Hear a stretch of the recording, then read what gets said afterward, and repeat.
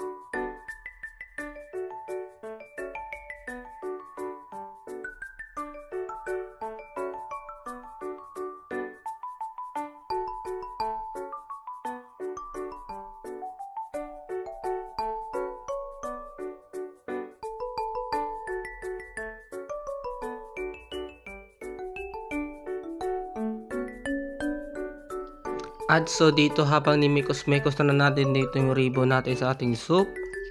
At dito nakakaramdam din tayo na kahit paano ng sakit ng ating katawan dahil sa ating ginagawang mano-mano ngayon pong 4:00.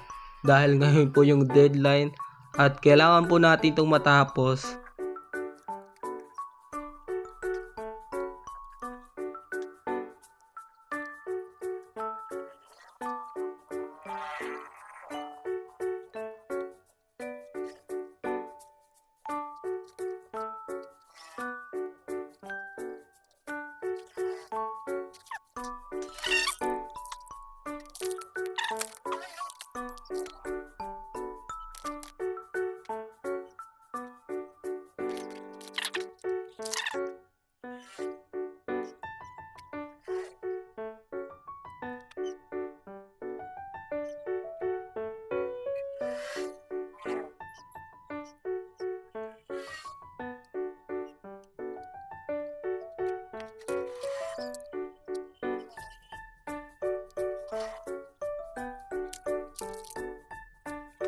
Mapapansin nyo, malapit na nga pala matapos yung gagawin natin ngayon.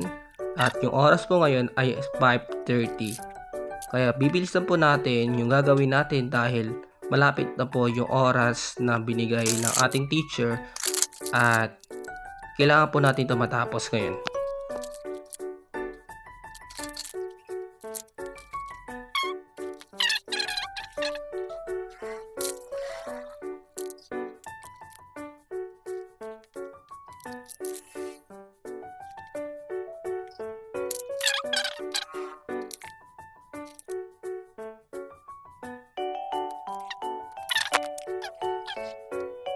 So, yun na nga guys, at natapos na pala tayo dun sa segment natin dun sa basket soup.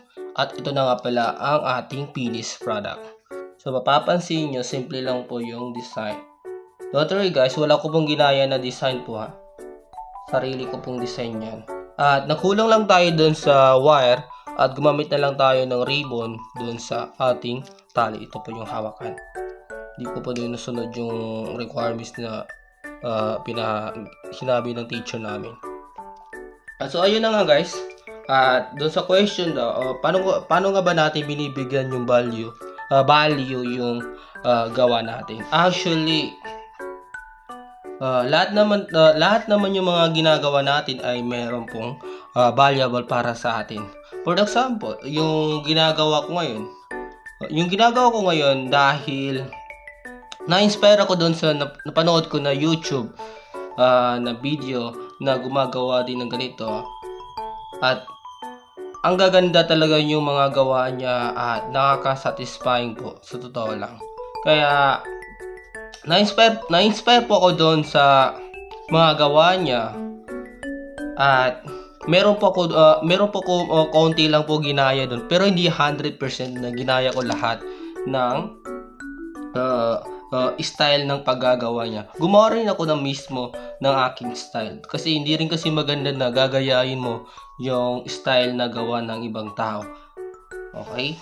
Mas maganda po na gumawa po kayo ng mismo ng yung style para mas ma-experience nyo yung ginagawa nyo na isang bagay. So yun lang po guys, at maraming salamat at bye-bye you.